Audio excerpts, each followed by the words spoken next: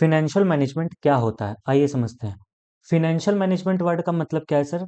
Money required for carrying out business activities called business finance. हमने financial management नहीं समझा, हमने समझा बिजनेस फाइनेंस का मतलब क्या होता है। बिजनेस फाइनेंस का मतलब होता है वैसा मनी जो रिक्वायर्ड है किस चीज के लिए, बिजनेस एक्टिविटी को कंटिन्यू करने के लिए, उसको हम लोग बिजनेस फाइनेंस बोलते हैं। फाइनेंस किस लिए नीडेड होता है सर? Why do we need finance? हम लोग फाइनेंस इसलिए जरूरत है, हम लोगों को फाइनेंस इसलिए जरूरत है ताकि हम लोग बिजनेस को रन कर सके और इस्टेब्लिश कर सके, है ना। जैसे एक इंसान को अगर चलना है, अच्छे तरीके से जिंदगी जीना है, तो उसके लिए क्या जरूरी है सर? ब्लड जरूरी है। वैसे बिजनेस में हमारे लिए क्या जरूरी है सर? बिजनेस में हमारे लिए जरूरी है फाइनेंस, पैसे। तो इस्टेब्लिश और रन करने के लिए हमें फाइनेंस चाहिए, मॉडर्नाइज करने के लिए, एक्सपैंड करने के लिए, यहाँ कॉमा लगेगा, मॉडर्नाइज एक्सपैंड और डाइवर्सिफाई करने के लिए, एसेट्स वगैरह खरीदने के लिए, day to day operating activities को चलाने के लिए। ये हमारा डेफिनेशन काम का है, क्या है? Financial management refers to the efficient acquisition of finance, efficient utilisation of finance and efficient distribution, या फिर जिसको बोल सकते हैं डिस्पोजल ऑफ सरप्लस। तो तीन बातें हैं बाबू, तीनों बातों को ध्यान से समझना। पहला बात क्या लिखा है? Efficient utilisation of finance. दूसरा बात क्या लिखा है? Efficient utilisation of finance. और तीसरा बात क्या लिखा है सर? एफिशिएंट डिस्ट्रीब्यूशन या फिर डिस्पोजल ऑफ सरप्लस। जिससे हम लोगों को तीन डिसीजन निकलता है, फाइनेंसिंग डिसीजन, इन्वेस्टमेंट डिसीजन और डिविडेंड डिसीजन। पढ़ेंगे आगे। रोल ऑफ फाइनेंशियल मैनेजमेंट क्या है? Why do we need financial management? क्या रोल है उसका? पहला, साइज और composition of fixed asset decide करने में मदद करता है। यानी आपके यहाँ जो एसेट्स होंगे, उनमें से कितने एसेट्स आपके करेंट एसेट्स होंगे, कितने एसेट्स आपके फिक्स्ड एसेट्स होंगे, जिनको हम लोग अपनी भाषा में नॉन करेंट एसेट बोलते हैं। ये चीज डिसाइड करने में मदद करता है financial management. Amount of composition of current assets, कि आपके यहाँ जो करेंट एसेट्स है उसका कंपोजिशन कैसे रहेगा, मतलब डेटर कितने रहेंगे, बिल्स रिसीवेबल कितने रहेंगे, इन्वेस्टमेंट जो है जो कि तुरंत आपका विद इन 12 मंथ्स कैश में कन्वर्ट हो सकता है, मार्केटेबल इंस्ट्रूमेंट्स, ये सब कितने कितने रहेंगे। Amount of long term and short term financing, क्या क्या अमाउंट रहेगा लॉन्ग टर्म शॉर्ट टर्म का। This is not so important, आप वेट करो। आपके आपने क्लास में जितना अच्छा से नहीं पढ़ा होगा, उससे ज़्यादा अच्छा आपका रिवीजन होगा। फिक्सिंग डेट, डेप्ट नहीं है, डेट है। Fixing debt equity ratio in capital और all items in profit and loss account. Sir कुछ समझ में नहीं आया, समझने से था ही नहीं। हाँ, कोई अगर आपसे पूछे what is the objective of financial management, तुम उसको एक ही बात बोलना। ऑब्जेक्टिव काफी सारा हो सकता है, प्रॉफिट बढ़ाएंगे, यूटिलाइजेशन ऑफ फंड अच्छा रखेंगे, लिक्विडिटी मेंटेन रखेंगे, पता नहीं क्या क्या हजारों चीजें। कि डेटर को डेटर से जल्दी पैसा लेंगे, क्रेडिटर को खुश रखेंगे, बिल्स को टाइम पे पे करेंगे, बिजली बिल टाइम पे पे करेंगे, क्रेडिटर खुश रहेगा, जिससे लोन लिए ब्याज टाइम पे पे करेंगे, या फिर ये करेंगे वो करेंगे, बहुत कुछ करेंगे। अरे सीधा सीधी एक बात बोलो ना यार, कि मैक्सिमाइज करेंगे wealth of equity share holder. आखिरी में पैसा किसको मिलता है कंपनी के? सर आखिरी में पैसा मिलता है इक्विटी वालों को। तो तुम इक्विटी वालों को खुश रख लो, तुम्हारा काम कंप्लीट हो जाएगा। यानी कि अगर हम लोग इक्विटी शेयर होल्डर के वेल्थ को अगर हम मैक्सिमाइज कर दें, मतलब शेयर प्राइस बढ़ रहा है, डिविडेंड अच्छा दे रहे हैं, यानी कि कंपनी में सब खुश है ना। कंपनी में कैसे पेमेंट होता है सर? पहले इसको, फिर इसको, फिर इसको, फिर इसको, फिर इसको, फिर इसको, और पेमेंट यहाँ पे हो रहा है। तो एक काम करो ना, इनको छोड़ो, तुम इन पे फोकस करो। अगर ये खुश हैं तो ऑटोमेटिकली ये सभी लोग खुश हो जाएंगे। समझ में आ गया सर?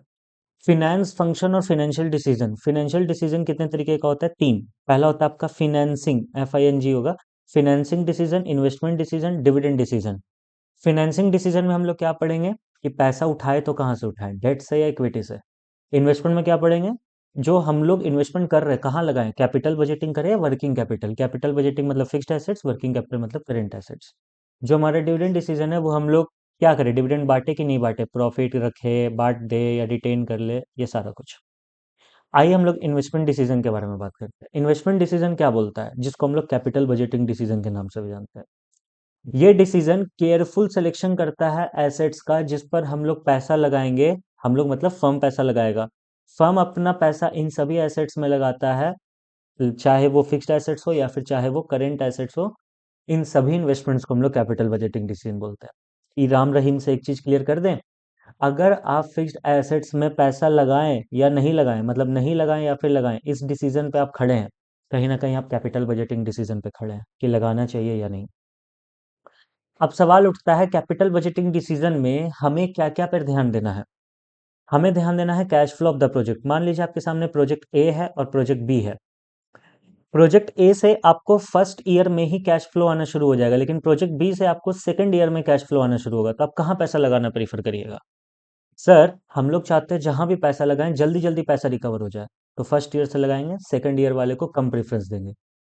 या फिर यहाँ पर ये बात निकल के आ सकता है कि प्रोजेक्ट ए में आपको कैश फ्लो जनरेशन तो होगा, नो डाउट कि आपको कैश फ्लो जनरेशन नहीं होगा, कैश फ्लो जनरेशन बिल्कुल होगा, लेकिन कैश फ्लो जनरेशन लेट से यहाँ आपको होगा 5 करोड़ का, और प्रोजेक्ट बी में कैश फ्लो जनरेशन होगा लेट से 4 करोड़ का, तो तुम पैसा कहाँ लगाना प्रीफर करेगा? सर हम लोग प्रोजेक्ट ए को चुनेंगे according to cash flow. Good, very good मक्खन सर। तो पॉइंट नंबर 1 हमारा डन। पॉइंट नंबर 2 क्या बोलता है? Return on investment. समझ लो इसको, बहुत ईजी है। अगेन प्रोजेक्ट ए है, प्रोजेक्ट बी है, दोनों में ही हमारा सेम कैपिटल लगेगा, लेट से 10 करोड़ रुपया। प्रोजेक्ट ए से 10 करोड़ लगा के हम लोग कमाएंगे 2 करोड़, प्रोजेक्ट बी से 10 करोड़ लगा के हम लोग कमाएंगे 3 करोड़। तो तुम्हारा रिटर्न ऑन इन्वेस्टमेंट कहाँ ज्यादा है? सर प्रोजेक्ट बी में ज्यादा है, तो हम लोग प्रोजेक्ट बी चुन लेंगे।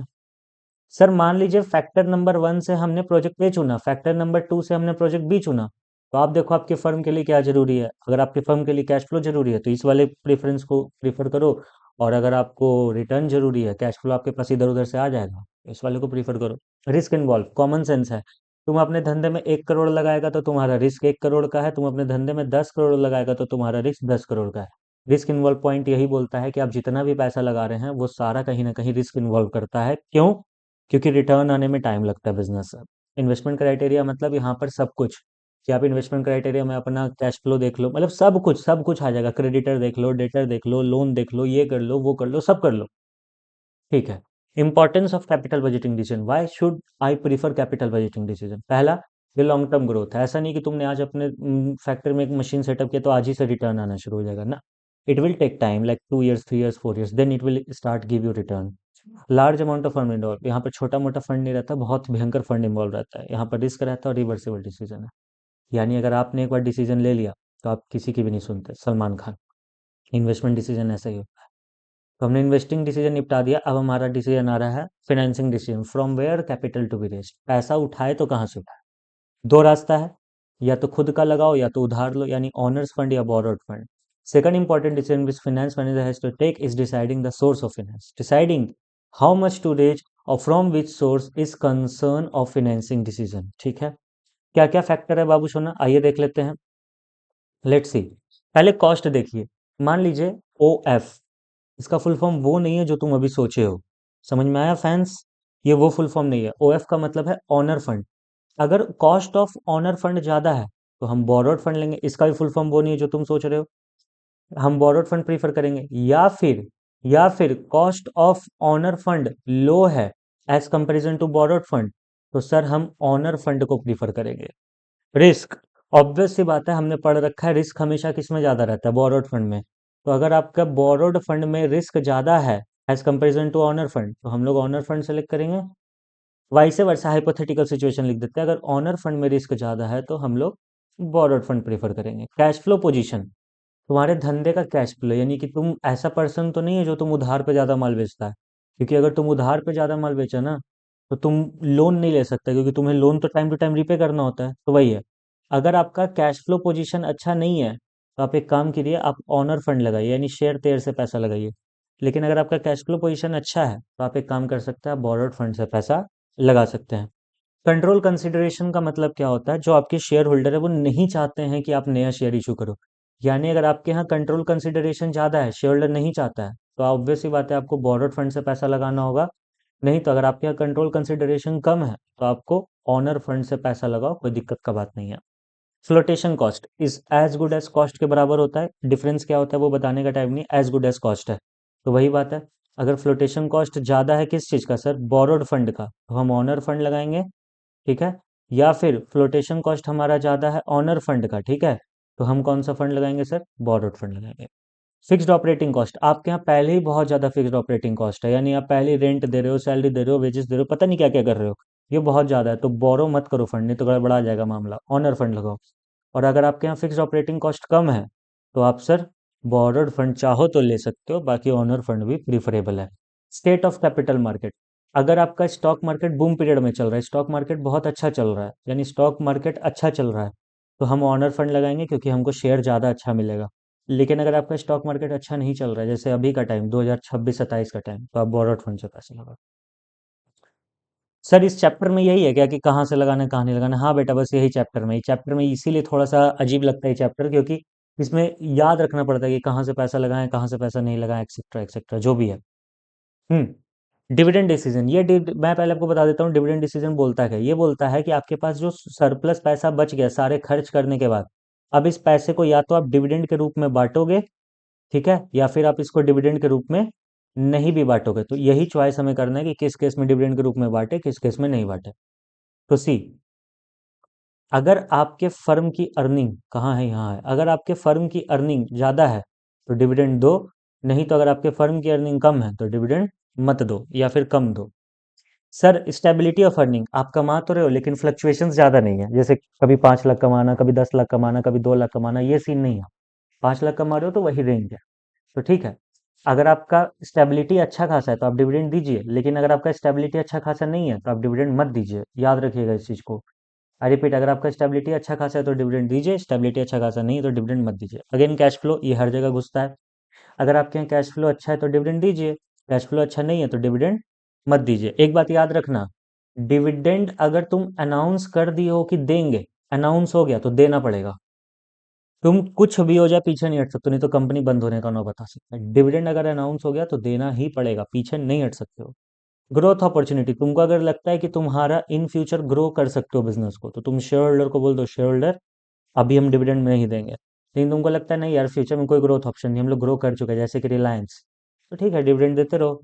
स्टेबिलिटी ऑफ डिविडेंड 3 तरीके का होता है, constant dividend per share, constant dividend, ये आपको पढ़ना है पढ़ो, नहीं पढ़ना मत पढ़ो, नॉट सो इम्पोर्टेंट, आपके बुक में भी नहीं मिलेगा, छोड़ दीजिए इस टॉपिक को।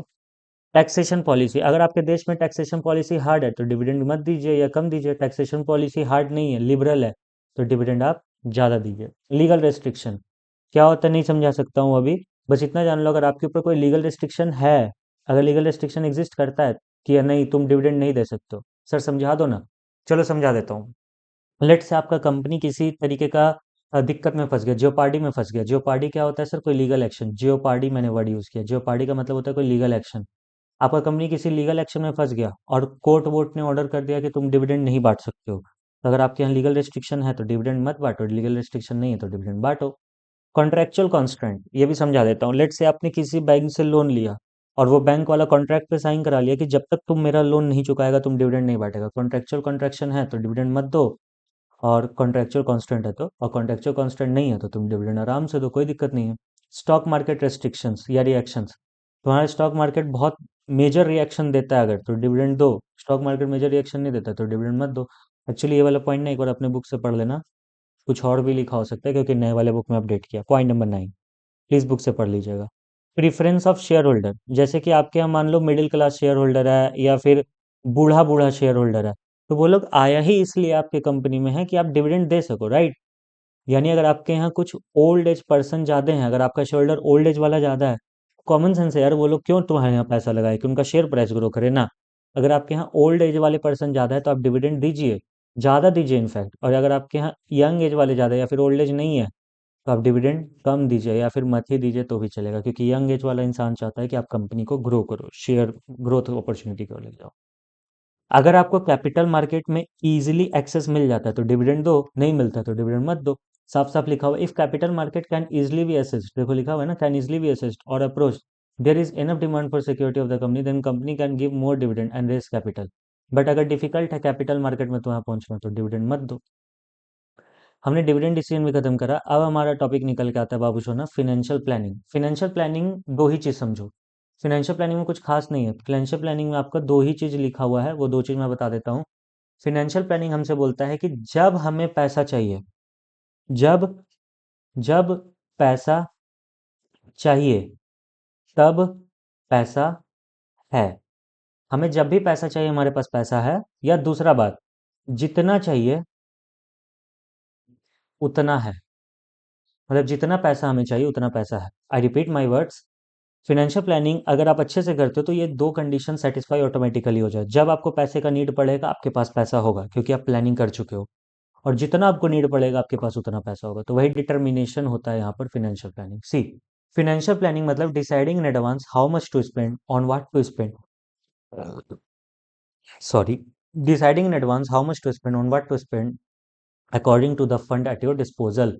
यानी डिस्पोजल मतलब स्पेंड करने के लिए, आपके पास खर्च करने के लिए जितना पैसा पड़ा हुआ है उसी से एडवांस में डिसाइड करना है कि कितना खर्च करना है और कहाँ खर्च करना है। तो देखो वही बात यहाँ लिखा हुआ है, determination of amount of finance needed by enterprise to carry out operation smoothly.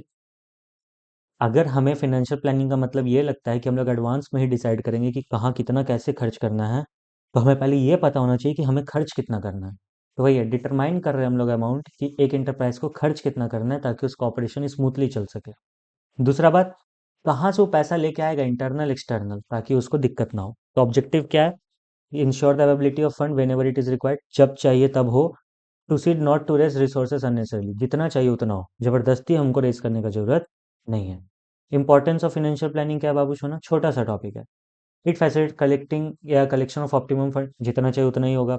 Appropriate capital structure लाता है, आपने पढ़ा होगा डेट अपॉन इक्विटी, अभी आगे पढ़ेंगे। ये हमारा मदद करता है finance investing finance in right project, सही प्रोजेक्ट में पैसा लगाने में, ऑपरेशनल एक्टिविटी में, फिनेंशियल कंट्रोल में, प्रॉपर यूटिलाइजेशन में, अवॉइड करता है बिजनेस शॉक सरप्राइजेस को, और लिंक पिन की तरह एक्ट करता है इन्वेस्टमेंट ऑफ फिनेंस में। मैं आपके सामने इसको रोक रहा हूँ, आप एक बार इस डिफरेंस को पढ़ लो, इंपॉर्टेंट है तभी डाला गया। जब तक आप इसका स्क्रीनशॉट ले रहे हो, मैं आपको एक बात बता देता हूँ। याद रखना बेटा, जितना भी तुम्हारा चाहे बीएसटी का चैप्टर हो चाहे इकोनॉमिक्स का चैप्टर हो, अपने 8 साल के करियर से मैं बता रहा हूँ, I have an experience of teaching 8 years as of today. जिस दिन ये वीडियो अपलोड होगी उसी दिन से मान लो, क्योंकि मैं बनाते ही 1-2 दिन में अपलोड कर देता हूँ। तो एज ऑफ टुडे मेरे पास 8 साल का टीचिंग एक्सपीरियंस, यानी मैंने 8 बार में कम से कम 20-30 बार एक ही चीज़ पढ़ाई होगी। Trust me on this. Class में, कोचिंग में, इधर उधर, पता नहीं किधर किधर, 2-4 बच्चों को, 10 बच्चों को एक साथ बैठा के, जैसे भी। तो मेरा एक्सपीरियंस यही बोलता है, बुक में जितना भी डिफरेंस है ना, वो रामबान है। अगर तुम्हें पूरा चैप्टर का निचोड़ चाहिए, हर चीज का निचोड़ चाहिए, कोई भी टॉपिक तुमको नहीं समझ में आ रहा है, डिफरेंस पढ़ो तो आ जाएगा। गिवन कि एक बार वो टॉपिक पढ़ा होना चाहिए। चलिए, नेक्स्ट टॉपिक हमारा क्या निकल के आता है, कैपिटल स्ट्रक्चर। और फिर छोटा छोटा टॉपिक है, फिर चैप्टर खत्म है, ज़्यादा बड़ा टॉपिक नहीं, कैपिटल स्ट्रक्चर है। फिर उसके बाद आपका वो है, क्या कहते हैं उसको, फिक्स्ड कैपिटल, वर्किंग कैपिटल, बहुत छोटा छोटा टॉपिक है, फिर से वही है, बढ़ना घटना एंड ऑल। कैपिटल स्ट्रक्चर क्या होता है सर, कैपिटल स्ट्रक्चर एक प्रोपोर्शन ऑफ डेट कैपिटल के बारे में बताता है कि आपके कंपनी में अगर 100 लाख रुपए आप लगाए हुए हैं, यानी कि 1 करोड़, तो इसमें से 50 लाख आपका डेट है, 50 लाख आपका इक्विटी है। कितना डेट कितना इक्विटी है, उसको हम लोग कैपिटल स्ट्रक्चर बोलते हैं। आपके भाषा में बोले तो डेट का मतलब होता है एक तरीके का लोन, और इक्विटी का मतलब होता है एक तरीके का आपका शेयर। ठीक है जी, yes. Financial leverage on trading on equity, obvious सी बात है, आपको कुछ लेवरेज मिलता है। लेवरेज का मतलब क्या होता है सर, आपने कुछ पैसा लगाया, उस पर आपको और पैसा मिल गया, उसको लेवरेज बोलते हैं। जैसे कि लेट से आपने, अगर आपके टीचर ने बताया होगा तो डेट अपॉन इक्विटी होना चाहिए 2:1, यानी अगर आपने 1 रुपये लगाए हैं तो आपको 2 रुपये लोन लेने का ताकत मिल जाता है, तो आपका टोटल कैपिटल कितना हो गया, 3 रुपया। फिर से आपने 1 रुपया इक्विटी का लगाया प्लस 2 रुपया डेट का लगाया, तो आपका टोटल कैपिटल कितने का हो गया सर, 3 रुपये का कैपिटल हो गया। तो सोचो, 1 रुपए से आप 3 रुपए ले रहे हो, यानी कि 2 रुपए का आपको क्या मिल रहा है, लेवरेज। लेवरेज मतलब कुछ आसानी हो रहा है, कुछ एक्स्ट्रा मिल रहा है, ताकि आप ज़्यादा काम कर सको, राइट।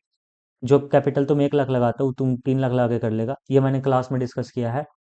इसको भी डिस्कस करने का फायदा नहीं है, सीधा सीधी आ जाओ, कैपिटल स्ट्रक्चर डिटरमाइन कैसे करना है, as good as financing decision की तरह, क्योंकि यहाँ पर भी क्या डिसाइड करना है हमें, कि लोन का पैसा लगाएं या खुद का।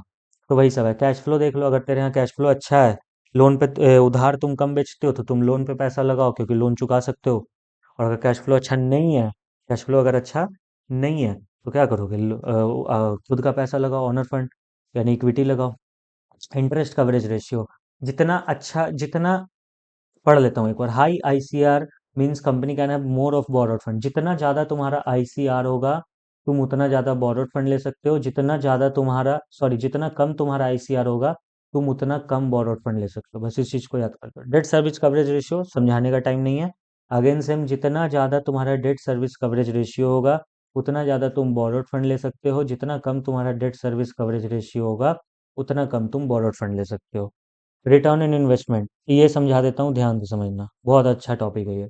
सी, मान लो आपने कहीं से बोरो फंड लिया एट द रेट ऑफ 10%, कितना, 10 करोड़ रुपया, और आप इसी फंड को इन्वेस्ट कर लेते हो एट द रेट ऑफ 12%, पूरा का पूरा 10 करोड़। तो आपने लोन लिया 10 करोड़ सालाना, इन्वेस्टमेंट करा आपने 12 करोड़ सालाना। तो सुनो ना बाबू, सुना, 10 करोड़ पे 10% कितना बनेगा सर, 1 करोड़ बनेगा, और 12% कितना बनेगा सर, 1.20 करोड़ बनेगा। तो बैठे बैठाए तुम्हें 0.20 करोड़, यानी कि 20 लाख रुपए का फायदा हो गया कि नहीं हो गया, बिल्कुल हो गया। इन शॉर्ट अगर आपका, मैं इन शॉर्ट लिख देता हूँ, मैं क्या कहना चाह रहा हूँ, let me just erase this, delete delete delete delete, yes. मैं क्या लिखना चाह रहा हूँ समझो। अगर आपका आरओआई ज़्यादा है किससे, बोरोड फंड के रेट ऑफ इंटरेस्ट से, तो फिर आपको बोरोड फंड लेना चाहिए क्योंकि आपका आरओआई ज़्यादा है। लेकिन अगर आपका आरओआई कम है लेकिन आपका बोरोड फंड ज़्यादा है इंटरेस्ट, तो आपको बोरोड फंड नहीं लेना चाहिए, आपको ऑनर फंड लेना चाहिए। कॉस्ट मैंने अभी पढ़ा दिया था, टैक्स भी मैंने पढ़ा दिया। कॉस्ट अगर बोरोड फंड का ज़्यादा है तो हम ऑनर फंड लगाएंगे यानी इक्विटी, और वाइस वर्सा। और अगर टैक्स रेट हाई है तो फिर हम, सर टैक्स रेट हाई है, इस पॉइंट पर ध्यान से समझना, मुझे नहीं पता बुक में क्या लिखा है, लेकिन अगर आपका टैक्स रेट हाई है ना तो बोरोड फंड तुम ज़्यादा लो, इक्विटी कम लो। हो सकता है बुक में अलग लिखा हो, अगेन इस पॉइंट को एक बार अपने बुक से पढ़ लेना, मेरी बातों पे मत रहना। इस पॉइंट को, cost of debt and tax rate को, जो बुक बोला है वही महान है, मेरा बात पे मत रहना। कॉस्ट ऑफ इक्विटी तो आपको पता है कि अगर इक्विटी हमें महंगा मिल रहा है, ईपीएस अगर हमारा गिरने लग जा रहा है, तो हम लोग क्या करेंगे सर, इक्विटी कैपिटल ही लेंगे। देखो ऐसे समझो यहाँ पर कि जहाँ पर डेट हमारा, जब तक डेट हमारा ईपीएस को इंक्रीज कर रहा है तब तक डेट लो, लेकिन जैसे ही हमारा ईएसपीएस नहीं होगा, ईपीएस होगा, जैसे ही हमारा ईपीएस गिरने लगा फिर सिर्फ शेयर लो। ये जो मैंने ऊपर छुड़वाया था ना, यही था। ऐसे देखो पहली बार में हमने डेट कितना लगाया था, सर एक बार दिखाई दो ना, मैं ऐसे ही दिखा देता हूँ। पहले केस में डेट नहीं है, दूसरे केस में 10 लाख है, तीसरे केस में 20 लाख है। तो सी, पहले केस में हमारा ईपीएस 0.98 है, फिर 1.05 हो गया, फिर 1.16 हो गया। तो सर जब तक ये बढ़ते रहेगा हम लोग डेट लेते रहेंगे, जैसे ही बढ़ना बंद हो जाएगा, घटने लगेगा, हम लोग डेट नहीं लेंगे, ठीक है। अब नेक्स्ट पॉइंट आता है कंट्रोल। मैंने आपको ऊपर में ही पढ़ाया था, अगर आपके शेयर होल्डर ऐसे जो आपकी कंपनी का कंट्रोल चाहते हैं, ठीक है, तो लोन ले लो क्योंकि फिर उससे दिक्कत नहीं होगा। लेकिन लो, शेयर होल्डर कहता है भाई जो है ठीक है हटाओ, तो इक्विटी शेयर ले लो। फ्लोटेशन कॉस्ट मैंने पढ़ा है, कॉस्ट ज़्यादा है तो हम लोग बोरोड फंड लेंगे, अगर बोरोड फंड का कॉस्ट ज़्यादा है तो हम लोग इक्विटी पैसा लेंगे। Risk consideration and flexibility, risk को ध्यान में रखो। जहाँ रिस्क ज़्यादा है, क्योंकि देखो मैं बताता हूँ, अगर तुम बोरोड फंड ले रहे हो तो रिस्क बहुत ज़्यादा है, ये सब जानता है, और फ्लेक्सिबिलिटी घटा हुआ है। अगर तुम इससे ओके हो तो ठीक है, नहीं तो तुम ओनर फंड ले लो जिसमें रिस्क कम रहेगा, फ्लेक्सिबिलिटी तुम्हारे पास बहुत ज़्यादा रहेगा। रेगुलेटरी फ्रेमवर्क समझा देता हूँ थोड़ा अच्छे से, तुम्हें फ़ायदा होगा। दो तरीके से निकल के आता है रेगुलेटरी फ्रेमवर्क। सी, जो हम लोग लोन लेते हैं वो हम लोग बैंक से लेते हैं, और जो बैंक होता है वो आरबीआई कंट्रोल करता है, राइट। अगर आरबीआई ने बहुत ज़्यादा रेगुलेशंस लगाए हैं तो हम ऑनर फंड लगा लेंगे, लोन नहीं लेंगे। जो हम लोग इक्विटी लेते हैं वो हम लोग सेबी के थ्रू लेते हैं, राइट। अगर सेबी ने बहुत ज़्यादा आतंक मचाया हुआ है, बहुत ज़्यादा एक तरीके से फॉर्मेलिटीज़ करवा रहा है, तो फिर सर हम लोग क्या करेंगे, बोरोड फंड ले लेंगे। सर आरबीआई और सेबी दोनों ही मिल के बहुत ज़्यादा वो कर दिया है रेगुलेशंस को, तो तब तो कोई रास्ता नहीं, बैठे रहो, लोन मत लो, ना इक्विटी लो। सर जरूरी है तो लो, जो तुम्हें प्रीफर करे। स्टॉक मार्केट मैंने पढ़ा दिया, अगर स्टॉक मार्केट बूम पीरियड में चल रहा है तो कैपिटल मार्केट से पैसा उठाओ, मतलब इक्विटी से। स्टॉक मार्केट नीचे गिर रहा है तो तुम बोरोड फंड से पैसा उठाओ। कैपिटल स्ट्रक्चर ऑफ अदर कम, देखा देखी मत करो कि रिलायंस इंडस्ट्रीज लिमिटेड जो है वो ऑनर फंड लगाया है तो हम भी ऑनर फंड लगाएंगे, ना मुन्ना ना। तुम अपना औकात देखो, रिलायंस का औकात देखो। तुम्हारे रिलायंस ने वो करा जो उसके कंपनी के लिए सही है, तुम वो करो जो तुम्हारे कंपनी के लिए सही है। Last topic of this chapter, मैंने सोचा था इसको दो पार्ट में बांट दूंगा, बट नहीं, अब हम लोग लास्ट टॉपिक पे तो इसको निपटा ही देते हैं। सिर्फ 2 स्लाइड्स और है, चलो देख लो। तुम्हें अगर बोर लग रहा है, क्योंकि चैप्टर है ही ऐसा, बढ़ना घटना चलता है, तो तुम चाहो तो इसको हटा सकते हो या पॉज करके थोड़ा देर बाद तुम देख सकते हो, लेकिन मुझे तो पढ़ाना ही पड़ेगा। फिक्स्ड कैपिटल और वर्किंग कैपिटल। फिक्स्ड कैपिटल का मतलब क्या होता है सर, फिक्स्ड कैपिटल मैंने अभी बताया कि allocation of firm capital to long term assets यानी फिक्स्ड एसेट्स। ये लॉन्ग टर्म पीरियड में बेनिफिट देगा, जैसे land, building, machinery, etcetera etcetera.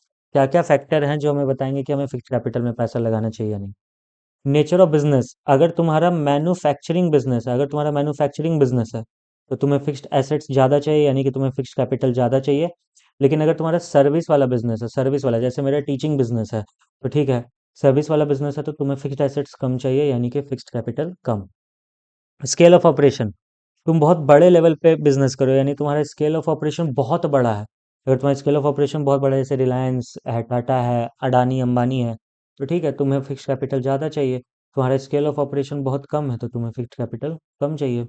Technique of production याद करो, तुमने क्लास 11 में पढ़ा था, एक होता है लेबर इंटेंसिव टेक्निक, एक होता है कैपिटल इंटेंसिव टेक्निक। अगर तुम लेबर इंटेंसिव टेक्निक यूज़ कर रहे हो, यानी लेबर से ज़्यादा काम करा रहे हो, तो फिक्स्ड कैपिटल कम। कैपिटल इंटेंसिव टेक्निक यूज़ कर रहे हो, मतलब मशीन से ज़्यादा काम करा रहे हो, तो फिक्स्ड कैपिटल ज़्यादा। ग्रोथ प्रोस्पेक्टस, तुम्हें लगता है फ्यूचर में तुम ग्रो करोगे तो फिक्स्ड कैपिटल ज़्यादा रखो, तुम्हें लगता है फ्यूचर में तुम ग्रो नहीं करोगे तो फिक्स्ड कैपिटल कम रखो। तुम लगता है फ्यूचर में डाइवर्सिफाई करोगे तो फिक्स्ड कैपिटल ज़्यादा, नहीं डाइवर्सिफाई करोगे तो फिक्स्ड कैपिटल कम। Availability of finance and leasing facility, अगर तुम्हें आराम से कहीं भी जाते हो लोन मिल जाता है तो फिक्स्ड कैपिटल कम रखो, लेकिन तुम कहीं भी जाते हो जल्दी लोन नहीं मिलता है तो फिक्स्ड कैपिटल ज़्यादा रखो। तुम ज़्यादातर ज्वाइंट वेंचर करके काम चलाते हो, मतलब पार्टनरशिप में काम चलाते हो, तो पार्टनरशिप करो तो सामने वाला भी तो पैसा लाएगा, इसलिए फिक्स्ड कैपिटल कम। लेकिन अगर पार्टनरशिप नहीं करते हो तुम तो फिक्स्ड कैपिटल ज़्यादा। सर बहुत फास्ट नहीं चलेगा? नहीं, ऐसा आपको लगता है? सर वर्किंग कैपिटल क्या होता है? Excess of current assets over current liability, यानी सीए माइनस सीएल को हम लोग वर्किंग कैपिटल बोलते हैं। ग्रॉस वर्किंग कैपिटल क्या होता है? सारा investment in the current asset is known as gross working capital, मतलब तुम जितना भी पैसा लगाए हो करंट एसेट में सब जोड़ लो, ग्रॉस वर्किंग कैपिटल है। और current asset minus current liability को हम लोग वर्किंग कैपिटल भी बोलते हैं और नेट वर्किंग कैपिटल भी बोलते हैं, सेम है। Length of operating cycle, operating cycle आपने अपने अपने प्यारे टीचर अकाउंट्स में पढ़ा होगा आपने। ऑपरेटिंग साइकिल कैश के आउटफ्लो से लेके कैश के इनफ्लो तक को हम लोग ऑपरेटिंग साइकिल बोलते हैं। अगर आपका ये ज़्यादा है तो वर्किंग कैपिटल ज़्यादा, अगर आपका ये कम है तो वर्किंग कैपिटल भी कम। नेचर ऑफ बिजनेस, अगेन वही, मैन्युफैक्चरिंग बिजनेस में हो तो वर्किंग कैपिटल ज़्यादा चाहिए, सर्विस बिजनेस में हो तो वर्किंग कैपिटल कम चाहिए। अगेन वही, स्केल ऑफ ऑपरेशन तुम्हारा बहुत ज़्यादा है तो ठीक है वर्किंग कैपिटल ज़्यादा, स्केल ऑफ ऑपरेशन तुम्हारा बहुत कम है तो ठीक है वर्किंग कैपिटल कम। बिजनेस साइकिल फ्लक्चुएशंस, यानी बिजनेस बूम पीरियड में चल रहा है, मतलब बहुत, लेट से तुम पटाखा का बिजनेस करते हो, क्रैकर्स का, तो दशहरा है, दिवाली है, शादी वादी का टाइम है, बूम पीरियड है तो वर्किंग कैपिटल भी ज़्यादा। लेकिन मंदा मंदी का टाइम है, बूम पीरियड नहीं, रिसेशन पीरियड है तो ठीक है रिसेशन पीरियड अगर अपने पीक पे है तो हम वर्किंग कैपिटल को कम रखेंगे। सीजनल फैक्टर, लेट से तुम कंबल उम्बल का बिजनेस करते हो विंटर क्लोथ्स में, तो विंटर सीजन में तुम्हारा बिजनेस बहुत ज़्यादा चलेगा, यानी वर्किंग कैपिटल उस समय ज़्यादा चाहिए। और विंटर सीजन नहीं है तो सर ठीक है वर्किंग कैपिटल भी हमको कम चलेगा। Technology and production cycle, again वही, तुम्हारा अगर टेक्नोलॉजी एंड प्रोडक्शन साइकिल बहुत ज़्यादा यानी लंबा समय लेता है तो वर्किंग कैपिटल भी ज़्यादा। लेकिन टेक्नोलॉजी एंड प्रोडक्शन साइकिल तुम्हारा कम है तो वर्किंग कैपिटल भी कम। Credit allowed and credit avail, तुम्हें क्रेडिट जल्दी मिल जाता है और तुम भी लोगों को ज़्यादा क्रेडिट देते हो, तो ध्यान से सुनना। अगर तुम लोगों को ज़्यादा क्रेडिट दे रहे हो, तुम लोगों को ज़्यादा क्रेडिट अलाउ कर रहे हो, यानी तुम्हारे हाथ में पैसा कम बच रहा है, तुम उधार कर रहे हो तो वर्किंग कैपिटल ज़्यादा। लेकिन अगर तुम लोगों को क्रेडिट कम अलाउ कर रहे हो तो वर्किंग कैपिटल भी कम चलेगा। क्रेडिट अवेल, लोग तुम्हें क्रेडिट दे देते हैं, उधार पे सामान दे देते हैं, ज़्यादा है तो वर्किंग कैपिटल कम रखो क्योंकि तुम्हें उधार पे सामान मिल जाता है। लेकिन तुम्हारा क्रेडिट अवेल कम है तो वर्किंग कैपिटल तुम ज़्यादा रखो। ऑपरेटिंग एफिशिएंसी, अगर तुम एफिशिएंटली वर्क कर रहे हो, तुम्हारा एफिशिएंसी ज़्यादा है तो वर्किंग कैपिटल कम में भी काम हो जाएगा। लेकिन अगर तुम्हारा एफिशिएंसी कम है तो वर्किंग कैपिटल तुम्हें ज़्यादा चाहिए, चैप्टर है ही ऐसा।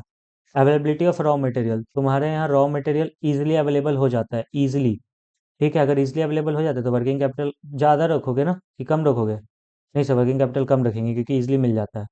फिर रॉ मटेरियल तुम्हें ईजिली नहीं मिल रहा है तो ठीक है वर्किंग कैपिटल ज़्यादा रखो क्योंकि तुम्हें काफ़ी सारा रॉ मटेरियल मंगवा के रखना पड़ेगा। Level of competition, common sense, अगर मार्केट में कंपटीशन ज़्यादा है तो वर्किंग कैपिटल ज़्यादा, मार्केट में कंपटीशन कम है तो वर्किंग कैपिटल भी कम। इन्फ्लेशन, महंगाई ज़्यादा है तो वर्किंग कैपिटल ज़्यादा, महंगाई कम है तो वर्किंग कैपिटल कम। ग्रोथ प्रोस्पेक्टस, तुम्हें लगता है तुम फ्यूचर में ग्रो करोगे, अगर तुम फ्यूचर में ग्रो करोगे तो वर्किंग कैपिटल ज़्यादा रखो, नहीं ग्रो करोगे तो तुम वर्किंग कैपिटल कम रखो। हमेशा याद रखना इन सभी चीज़ों को इंडिविजुअली देखा जाता है, एक साथ दो तीन फैक्टर्स को मिलाओगे तो डिसीजन चेंज होगा। बट हम लोग बात कर रहे हैं किसी एक डिसीजन पे हमें क्या करना है, तो मैंने आपको ये सब बता दिया। बट सर आप थोड़ा फास्ट थे, ऐसा आपको लगता है? अगर आपको अभी भी लगता है मैं फास्ट था तो वीडियो को रिवाइंड करो और 0.75 पे प्ले कर लो, यूट्यूब ये फीचर देने लगा है। अगेन मैंने आपको ऊपर में भी समझाया था, जब भी किसी बुक का डिफरेंस देखे आपको कुछ नहीं समझ में आ रहा है तो डिफरेंस पढ़ लो, समझ आने लगेगा। इसी के साथ हमारा ये पूरा चैप्टर खत्म होता है, तो हमने पूरा चैप्टर नंबर 9 को निपटा दिया अब काफ़ी अच्छे से, जिसका नाम क्या था सर? Financial management. हमने फिनेंशियल मैनेजमेंट चैप्टर को काफ़ी अच्छे तरीके से ख़त्म किया। और हाँ, ये चैप्टर ऐसा है जिसको आप रेगुलर लुक नहीं करोगे तो आपको समझ में नहीं आएगा, तो रेगुलर लुकआउट देते रहना होगा आपको इस चैप्टर को। Thank you so much guys, आज का क्लास यहीं तक, अब हम लोग मिलेंगे फिर किसी दिन।